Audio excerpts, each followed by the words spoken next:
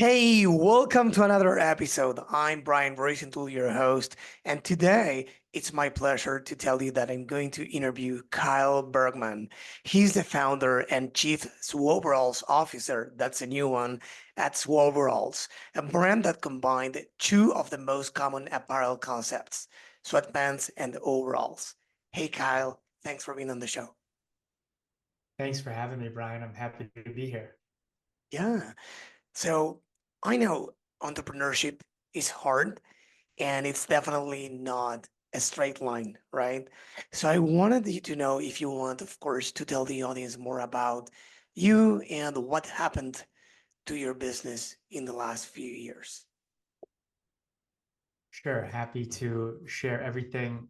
I don't know if it's one of my better attributes or if it's an area that I need to develop, but I am a really open door when it comes to talking about the wins and the learnings that I've had over the course of Swoveralls and just in business in general. Specifically, in the last few years, I have had a business divorce of sorts.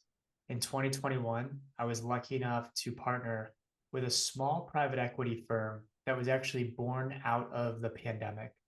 Now, there are a lot of these out in the world, small funds that are focused on acquiring businesses that are distressed to some degree. They've raised money and they can't raise any more capital. The founders have a dispute. There's maybe a roof on the brand's ability to grow. They need more help. And Swoveralls at the time was in a unique position where I wasn't particularly feeling distressed, but it was a really interesting deal with professionals who had owner operator experience like me. It wasn't a traditional private equity fund where it was a bunch of MBA grads who had done their time at investment banking firms and then were looking to just flip a company based on some spreadsheet jockeying. So I was really vibing with the vision they had for the brand. And we signed a 10-year agreement that basically said they're going to let me do what I want within the business for a percentage of the company. And that's what we did. About 2 years into our partnership, based on external forces in the market, based on the performance of other brands that they had in their portfolio, they decided to divest from Swoveralls. It was a really unique opportunity because I was able to retain 100% ownership. But with them leaving, I also lost the team. I also lost the checkbook to fund marketing and inventory. And so at the beginning of 2023, I was back in the CEO founder seat and was looking at the entire thing really from a half glass full standpoint. I was very fortunate to speak to a number of entrepreneurs, founders that I respected during that process. And they said, Kyle, all things said at the end of the day, you're getting 100% of your company back. You have customers, you have a product market fit. This is a great opportunity. And so I ran with it. 2023 ended up being our best year yet. Somehow, Swoveralls just turned 7 actually this past month, and we've grown year over year from selling our first pair in July of 2017. Thanks. So I'm happy for, the last part of it. And I think I'm a true believer that things happen for a reason and we don't know what's waiting for us around the corner, and even if in the moment we feel down because it looks like, you know, this is not the right thing for the company or for you, then when we stop and analyze things, then we know that's for the best. So in this case, you, the company turned 7 years old. So it started in 2017. Then this happened in 2022. How many people did you have in your team back then? So prior to the partnership with this fund, the team was me, an intern, and a paid media buyer. And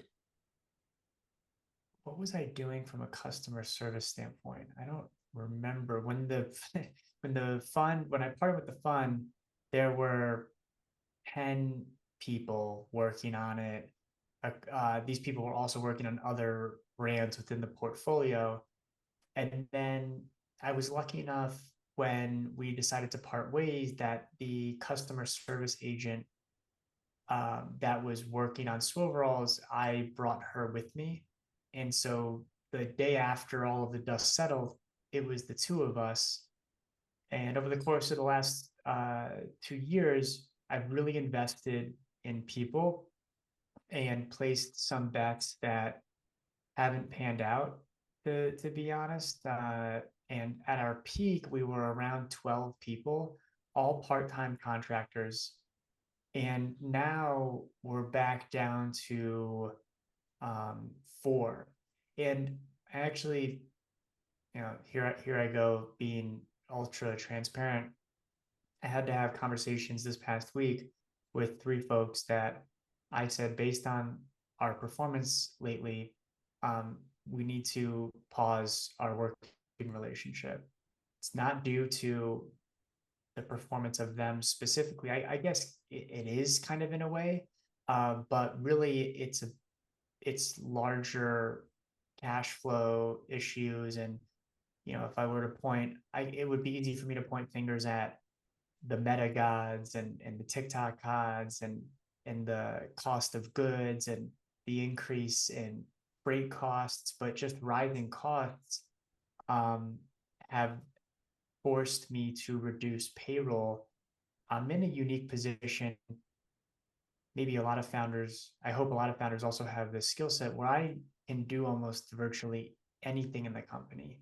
And times like these, I have to get my hands dirty. But I really, when things were going really well, instead of putting more money in my pocket, I don't pay myself from the brand. And we could talk more about how I do pay myself, but I wanted to invest in people. I wanted to see this thing grow. I was more top line focused in a world where it has to be about bottom line now. So that was, yeah.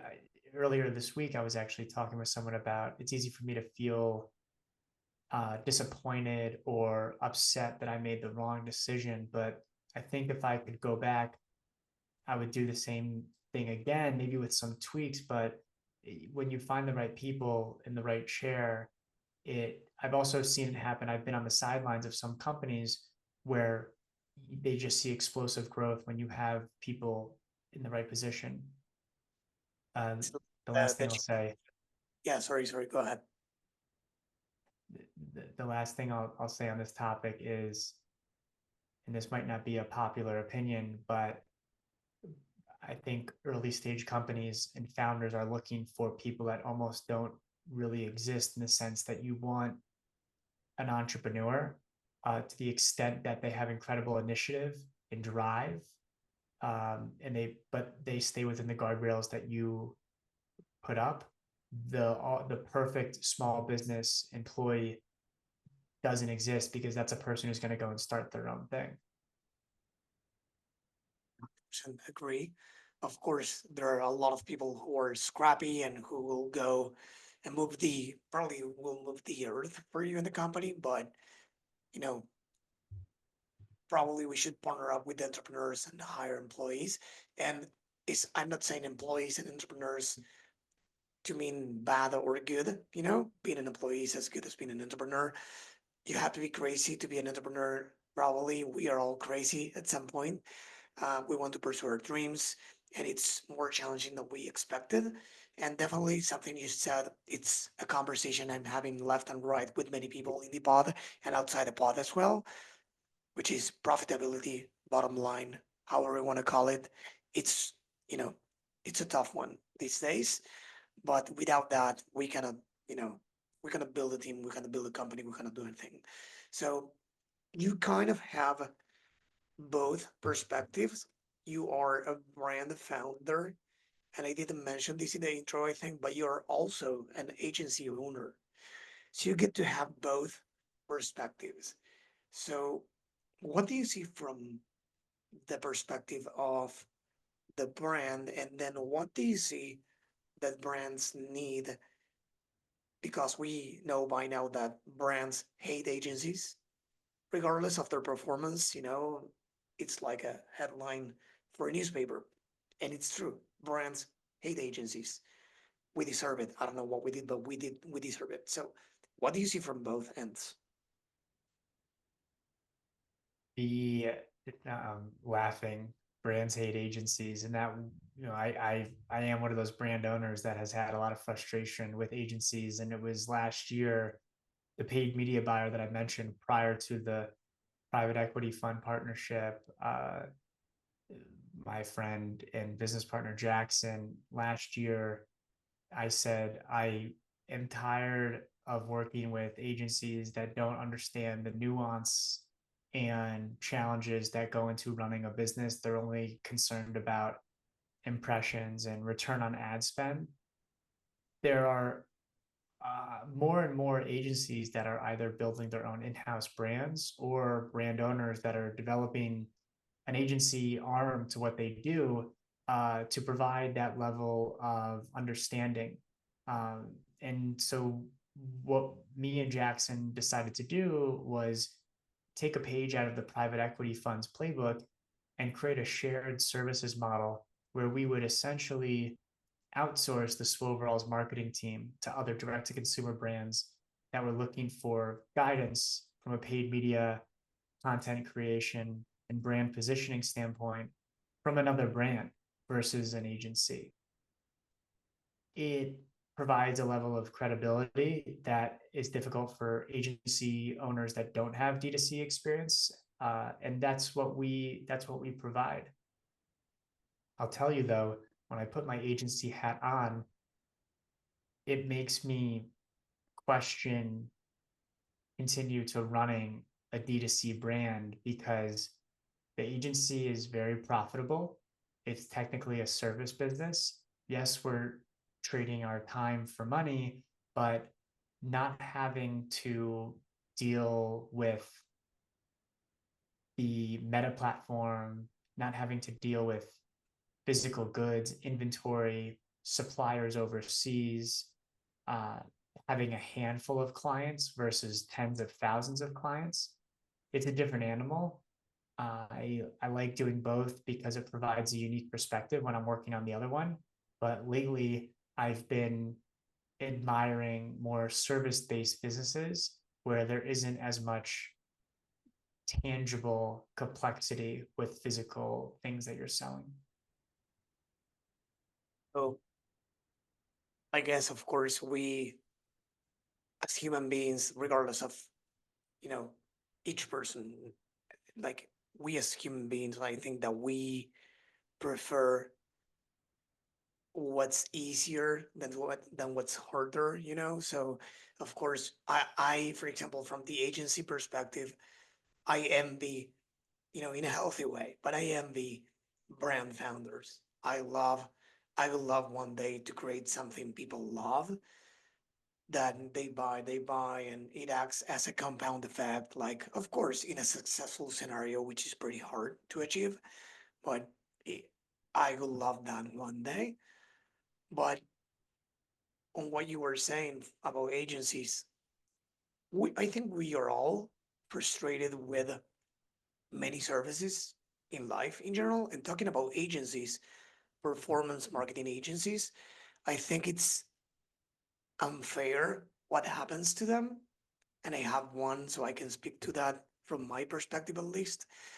If it, I, I I have a degree in computer science. I have a development background. So I used to have, before this agency, which I created in 2013, I used to have a software development, let's say, company. And in those type of companies, let's say website development, app development, you have a clear deliverable. So your deliverable is the website, the app, right? When you are a growth marketing agency, there's no deliverable. You need to achieve goals. It's not that we are hired to provide deliverables, like create one campaign, I will pay you, create two campaigns. No, of course they want us to create the campaigns or whatever we do, email, ads, whatever. But we need to achieve results, right? And those results, the problem is many times, let's say for the sake of the example that it's a good agency. The agency is doing a good job. Success depends on so many factors, right? We wish it was as easy to create a good ad and that will boost the entire company performance, right? So it's way more of a done with you than it is with the software development companies, right? And it's at that point that I understand the frustration of brands, but at the same time, I feel for us, let's say agencies, because it's not that they are wrong. There are many agencies that don't do their job well enough. Again, as it happens with many other industries, but even those that do their job very well, they don't have all the tools in their toolbox to make the difference for the brand. What do you think about that? It resonates with me a lot. We have on the agency side kissed a couple frogs, as they say, as far as taking on clients that weren't the perfect fit, um, because we thought that we could fit a square peg into a round hole. We saw an opportunity with the story they were telling, a visionary founder that didn't have the budget to invest in content. And when you are running ads with less than stellar content, it doesn't matter how well you know the algorithm. If it's not catching a potential customer's attention, then you're kind of up the creek. Conversely, we have worked with clients who have come to us with excellent content, but with our expertise and know-how, we're able to take that and provide them with a compounded return on investment and on ad spend, because the previous agency that they were working with maybe wasn't using the right audience testing or what have you. And we don't do content creation in-house for anyone else other than Swoveralls, and that's just because it's a bandwidth thing. But we work very closely with another agency that focuses just on content creation. Uh, and so, yeah, to your point, I like to kind of speak in metaphors. If agencies are all about, promising that we're going to make a meal, and maybe the only thing that we're able to provide for the meal is the tools used for it. Well, we don't have a lot of control on the ingredients. We don't have a lot of control on necessarily the people that are coming into the restaurant to see it. We can to a degree, but when you're only a small part of the puzzle, it it really isn't setting people up for success. Versus, to use your previous experience with building an app, maybe you're not just providing the tools, but actually you're creating the entire dining experience, and so you have more control there. Love that metaphor. I'm all about metaphors. My wife wants to kill me for that, but I still do it, so I will save that one for later. Yeah, I love it. So I agree. Changing subjects for a sec and talking about the growth that you achieved in the last year, 50% growth year over year. Is that correct? What Yeah, was we now it's closer to 30%, but when we were first chatting a couple months ago, it was at 50%, which I guess said differently as we've had a 20% decline over the last 90 days. And I can talk about why. But yes, we have grown. 2024, as of this recording, is still better than 2023. okay? Yeah, 30% growth is still great in this Yeah. context. So could you please tell us both situations? What contributed mainly, to the growth and to the decline, if you want to call it that way, in the last few months? The growth, the growth in Q1 was due to having some excellent new styles that we launched. Swoveralls, for those listening, and as Brian mentioned, the glorious combination of sweatpants and overalls into a quirky, unique, and very comfortable apparel concept. And we've tested making some new products over the years, but after doing a ton of customer discovery research, we found that people buy their first pair of Swoveralls because they're unique and they're comfortable. But we have over 2,000 people that have bought 3 or more pairs. And when I speak to those folks, they're buying the third, the fourth, the fifth pair because of this limited edition color or design that we launched. And so I made the decision uh, pretty much around the time that I took back over the company in 2023 that we're going to focus on depth within the Swoveralls silhouette. Maybe in a few years, if we continue to grow, we'll launch more products.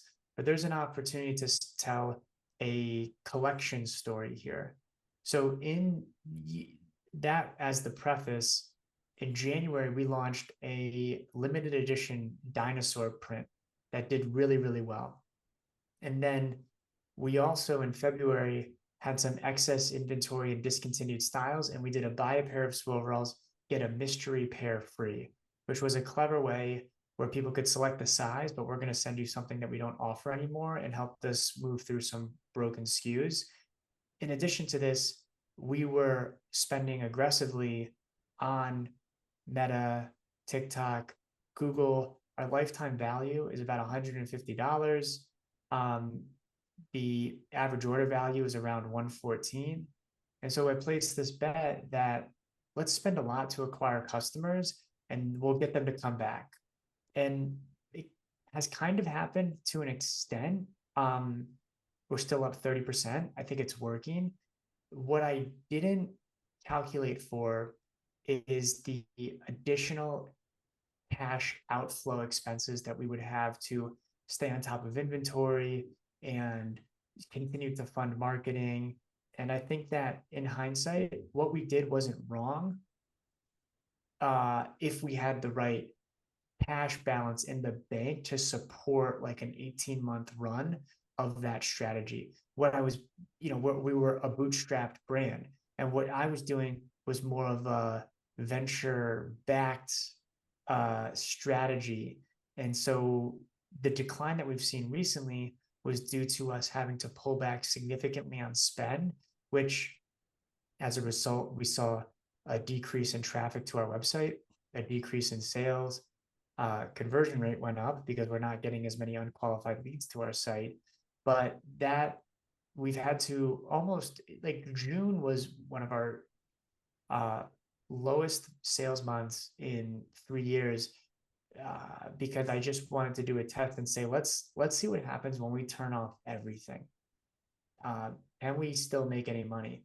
Luckily, we did from a revenue standpoint. So there's still product market fit, but it was really discouraging to see how much of an impact digital marketing has on our business. And when you have fixed costs, kind of going back to the team that I had around 12, we operating at a loss. And so now it's like trying to find that balance of where can we be efficient and continue to grow. Few things. The first one, correct me if I'm wrong, but if I understood you correctly, initially you scaled through the offer by changing the offer, introducing new products and offering something different, right? Correct. So that's something cool that not many brands consider when talking about scale. All they think about is how do we scale ads? While that's a valid, scaling through introducing new products is good. And then what happened, of course, is that what you said about not calculating the impact on inventory, etc. Is are you how many orders do you need to be profitable typically? Are you profitable in the first one, second, third? From a unit economic standpoint, we are profitable on the first order with a customer. If we take into account fixed expenses to run the business. And we're taking into account ad spend. I mean, well, our break even ROAS is around 1.8. I mean, our contribution margin, and this is a key performance indicator that I wish that I had found out about a lot earlier, before I started. Now it's something that I think is part of the value of us working with brands that are maybe just focused on ROAS, and we show them kind of a bigger picture. But to kind of not to go off on a tangent there, yes, we are profitable from the first purchase. Then from a different perspective, if I got it right, you are not, and that's why you had issues with the scale later on. Is that correct? Correct. Yeah. So are we profitable from the first purchase? If we look at and so we sell Swoveralls for about $108. To get them landed in the US, it's about $28, which includes fabric, cut and sew, customs duties, freight. In Q4 and Q1 of this past year, we were air freighting a lot of things from China, which we were doing because we had this kind of false sense of urgency and wanting to get the products to the customer as soon as possible. That was costing us $5 a unit. If we put it on a boat, it takes 30 days, but that's about $1.40 a unit. So the cost, and then what else? We also shipping to the customer is about $11 from our 3PL, and then we want to also factor in returns. Our return rate is actually very low for an apparel company. It's 6%. And of that 6%, half of the returns are actually size exchanges. I feel a certain way about size exchanges because if you're exchanging, yes, you still love the product and you want to stay with us, which is great. But then that means that we actually have to ship to you 3 times, which stings on the bottom line. So all in, our cost to deliver our goods is around 57, let's call it $60. And so that leaves us around $40 to $45 to acquire the customer. And if we're able to acquire the customer for around $30, then our contribution margin is pretty healthy, around 20%. That's a scalable business.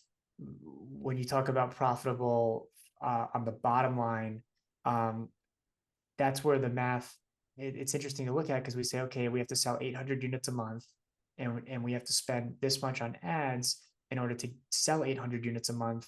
And then the $1 million question always comes, can we get there at this cost per acquisition or cost to acquire a customer or ROAS, whatever metric you want to use, they all lead to the same answer.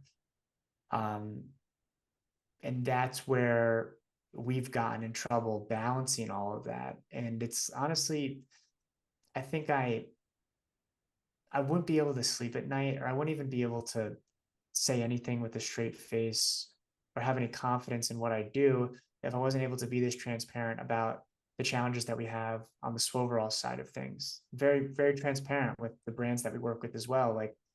And part of me selling the agency is I show them the back end of Shopify. I show them the back end of Triple Whale. These are the performance metrics for us. It's really hard. I'm not some shaman that understands how to do anything. And anyone who tells you that they are, that's a huge red flag. So one, I guess you said everything happens for a reason. And when you get punched in the gut, which happens more often than anyone would like to admit when you're running your own company, sometimes it makes sense to throw in the towel and turn the page and start something new. But even if you don't do that yet, getting back up and reacting in a positive way is going to be a really valuable learning experience. And something that I did last month that I probably should have done earlier, but I went to China and I had tea and I shook the hands of our factory partners. And the reason why I went was because with rising costs on the digital marketing side, the other big lever that brands can pull, in theory, if you could wave a magic wand, is your cost to make your product. And so I went there telling them that we have a customer acquisition cost. It costs around $45, $50 to convince someone on Facebook or TikTok or Google to buy a pair of $100 Swoveralls. But what if we could sell Swoveralls for $79 or for $60? It almost becomes an impulse buy. It almost becomes something that people are going to treat themselves to versus something that people have to thoughtfully save up for. And as a result, the cost to acquire them goes down as well. However, we also need the cost to make the product to go down. And I paint this picture to our suppliers and they come back and say, here's what we could potentially do. The crazy thing, and this is where life gets funny in ways we can't predict, in preparing for the trip to China, I spoke to some people in my network and was introduced to some other suppliers that could make Swoveralls at an even better cost savings. And so the story is still being written, but what might happen is that we find better cost savings, not by me actually going to China, but in my preparation to go to China, I find the answer and the door that I'm looking for. It was, I don't know if it was a swimmer or someone at the Olympians, the other day from the US team. He lost, or he didn't win the gold medal, if you want to put it that way. And he said something similar. It's not about the end goal, it's about the preparation, it's about the process. So in this case, the trip to China might have helped you with the trip itself, but prior to that, as you said, too. And that happens in many other areas of life. Even if you don't do something that you planned for years or months, that process already give you a lot of learnings. Not all of us know how to acknowledge that and how to learn from them. And I think something for you based on the little, I don't know you, right? I'm just meeting you now. But from everything that you said that you love, speaking transparently about your, challenges, the wins and everything in public, that helps you a lot. Because when we speak out loud about the hardest part, which is, our problems, our struggles, everything, the real deal that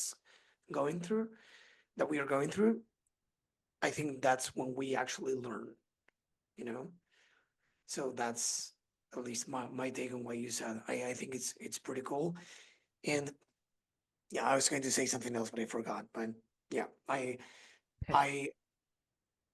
yeah, that's it about Yeah, that. I want to ask you about something else, but before doing that, I don't know if you have anything else to say about it.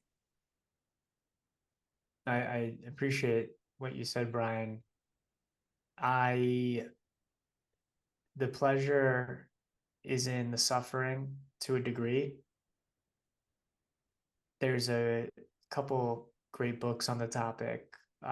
One written by Dan Sullivan called The Gap and the Gain. And people that live in the gap are constantly looking forwards at where they want to go and what they haven't done yet. And it can cause a lot of anxiety. And I would be lying if I said that I wasn't someone that lives in the gap a lot. I am very hard on myself. I expect a lot from myself.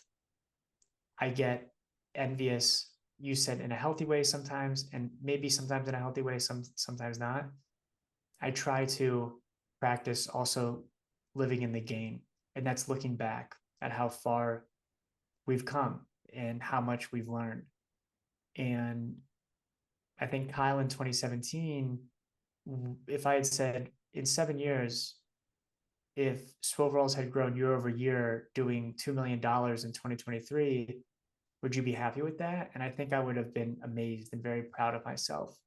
But when you're in it, operating on yourself every day, and you see all these companies exit, get acquired, make a lot of money, you forget about what you've done. Um, I do, I do Ironmans. I like when I say that I like to suffer, I'm not kidding. And it's uh it's a really great stress reliever for me, and it also makes me feel accomplished to do things hard, to be disciplined. And I think maybe a part of me, this is kind of occurring to me as I'm speaking right now, I'm looking for that deliverable that you spoke about that can be so ephemeral in agency life, and also when you are running an e-commerce brand or any brand, what you're always chasing goals, and you get to the top of a mountain and you wonder if you should have been climbing that mountain in the first place.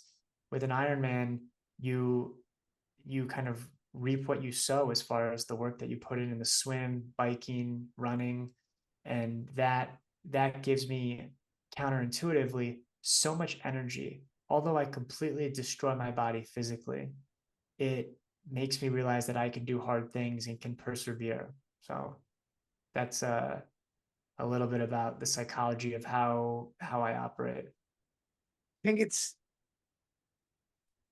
I think I'm in a triathlon team. I haven't run any Ironman, only a short and an Olympian or Olympic, whatever you call it in English.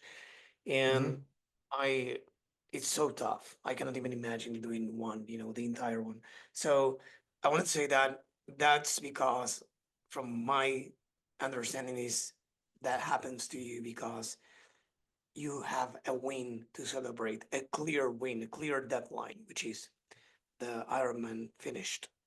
So you completed it, you feel amazing with yourself because you did it. Life is continuous, we don't have an end until we die. So, or until the business closes, let's say, for a business.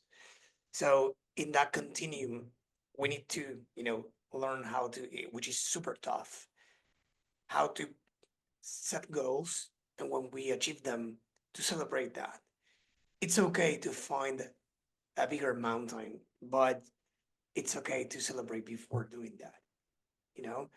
So there's no completing a brand unless you get acquired. And even then, you feel empty. It's like, you know, I don't have my baby anymore or whatever. So maybe you think that that feels great, but it actually doesn't feel great, even though they post about it and they say all those great things about it. They might feel empty inside, right? So, we never know. I think we all want what we don't have, right? So yeah. But I wanted to change subjects for a bit. You mentioned that you have a low, what do you say? Like um ah, not exchanges, the other one, returns. Yeah, returns. So what do you do to retain customers? Because I know you do a thing or two based on what I learned about you. So to retain customers, and going back to the point you made around brands that want to grow and just donate more money to Meta or Google, uh, a great way to do that, to retain customers and to increase their lifetime value, is to create new products that they might be interested in. And we've done that, right? By having conversations, doing the hard work of speaking with customers. What how did you find Swoveralls? The questions that I ask are: how did you first hear about us? What Why did you purchase? What would make your Swoveralls experience an 11 out of 10? If a brand All brands should be asking this in post-purchase survey as well. But you're going to get more long form responses when you have one-on-ones. And also, although it's not scalable, it's really cool that a few dozen people in the world um, have gotten off the phone with me and then have gone and spoken to like a family friend, or and said, I just spoke to the founder of Swoveralls. For me, as a customer, the idea of speaking with the founder of a company who reached out to me because they wanted to learn more about my experience, that that's retention on a minor scale. It's difficult to scale that because there's only so many hours in the day, but uh, that's one thing. And I guess the related to that, how do I have these conversations with these people? And we've set up automations through Klaviyo. We have two main automations. One, if you uh, have purchased two or more products from us, you're going to get an email from me with a link to my Calendly saying, "Thank you so much for being one of our best customers ever. I would love to chat with you about your Swoveralls experience." If you visited our site 3 or more times in the last 90 days and have not purchased from us ever, you're going to get an email from me saying, "I noticed you've been checking us out. I'd love to have a conversation with you and see what questions I could answer and see what your objections are potentially." Um, Oftentimes it's around price, which kind of goes back to this hypothesis I have of lowering the price. What everyone these days is all about, how can we increase our price? And I want to go against the grain. That feels right for a number of reasons, not just for economic ones, but just going against the grain and making Swoveralls more accessible. I think it's more in line with our purpose of anyone that wants a pair of Swoveralls. We want to make sure that they can get a pair. And right now there is a little bit of a cost issue for people. Um, yeah, I think, what else from a retention standpoint? Wanted to add something in the meantime.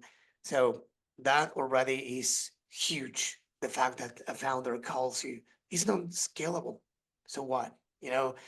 That I think it was the Jack Ma, Alibaba's founder, who said that to scale, we need to do things that don't scale, unscalable things before Yeah, we scale, because we need to learn from them. And by the way, I spoke with some, 8-figure, 9-figure brands, and all of them that I spoke with, they highlight in one way or the other ways they are in touch with their customers.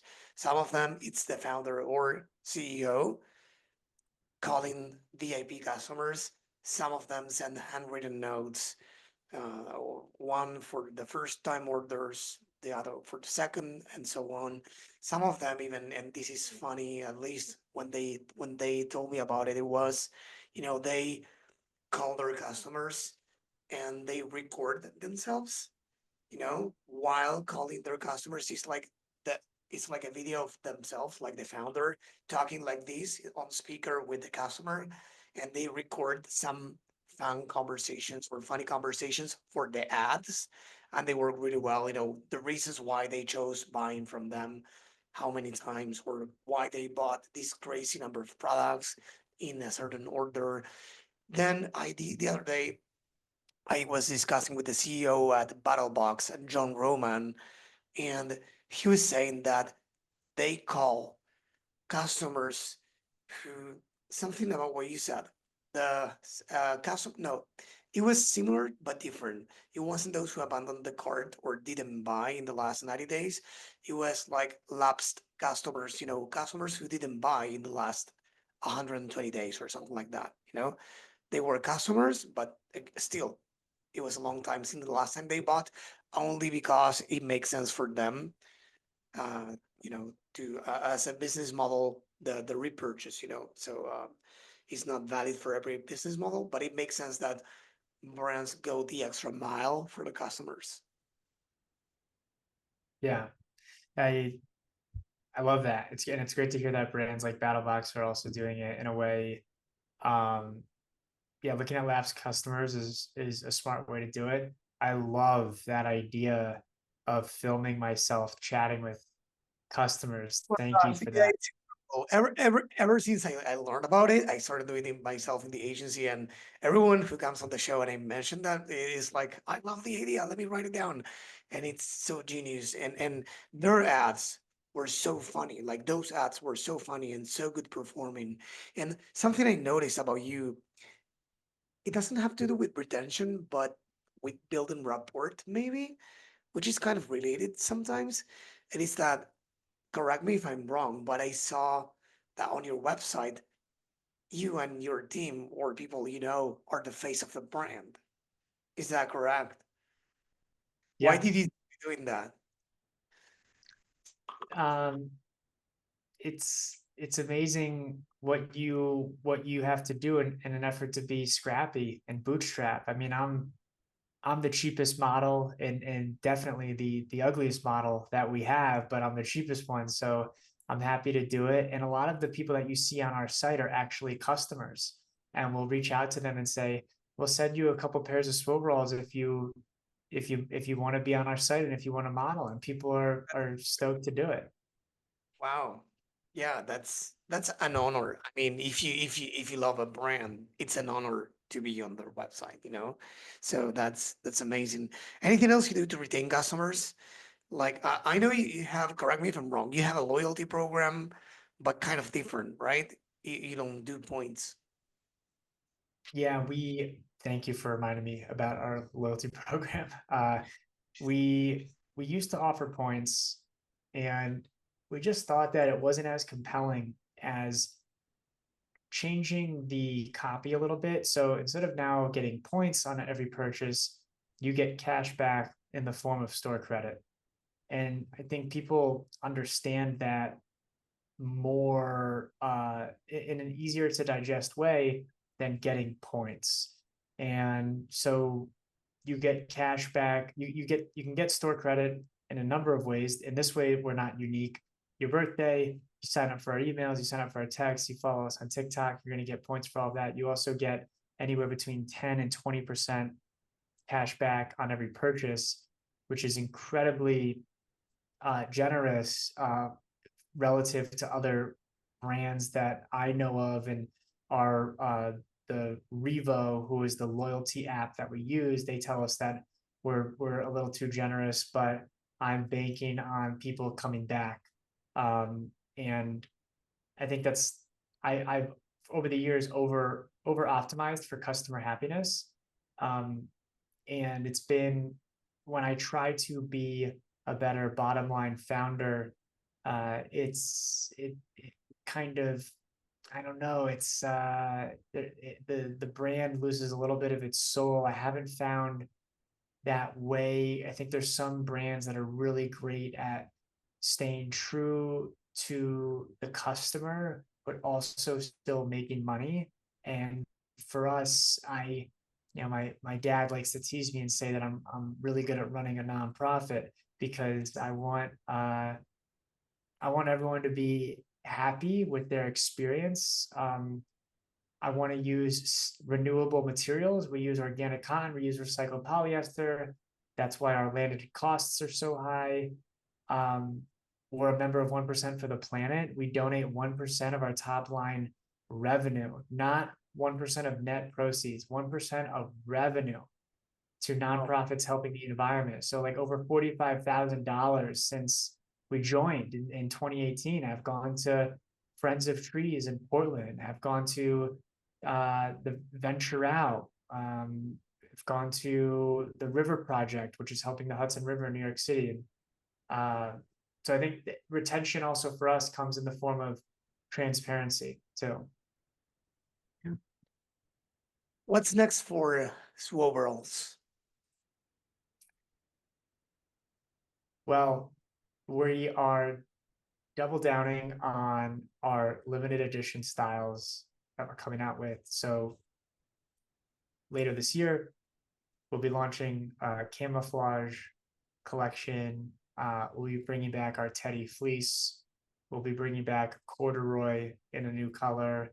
And then we're going to be launching velour, which is basically velvet with a little bit of spandex in it. So it's stretchy velvet. Those will come in overalls, all in fun colors. And I'm supposed to start planning. Actually, I think tomorrow I have 4 hours blocked off to plan what we're going to start doing for spring summer. So we have a ton of feedback from our customers. They want us to do a collection around fruits on Swoveralls and dogs on Swoveralls and like kind of these fun prints. So the answer is more Swoveralls. And if anyone's listening to this and they have any good ideas, please feel free to DM us, or you could email me directly, Kyle@swoveralls.com. I'll get back to you. You ask your customers what do they want? What Yeah. ideas they or Yeah, that's I've amazing. done a couple months ago. I was doing I was doing 2 TikTok lives a week. I stopped doing that because I kind of got burned out, but it was amazing. The engagement that we were getting, and so I have a list of so many ideas. We could make one Swoverall new style per month for the next 5 years, with all of these ideas that we have. That's amazing. Kyle, you've been great. But before you go, I wanted to ask you the last question. Do you have any book that you can think of to recommend to the audience? You mentioned one I'm already, the one The Gap in the Game by Dan Sullivan, but I know you got one more based on previous conversations. I don't want if you want me to remind you or if you remember what I'm talking about, which one I'm talking about. I wanna share one that I'm just about to finish, but then I want you to remind me about the one that I said when we spoke earlier because I can't recall. I'm currently reading 2 books right now, um, but the one that I'm about to finish that has just found me at a really interesting time, um, is is Green Lights by Matthew McConaughey. Um, have you read it, Ryan? What's about? It's a memoir of sorts, from the actor Matthew McConaughey. I almost stopped. I'm listening to the audiobook. It's narrated by him. He's a really talented actor. He's actually a very, I think, he's a talented writer as well. He's just a creative, and his life has been remarkable.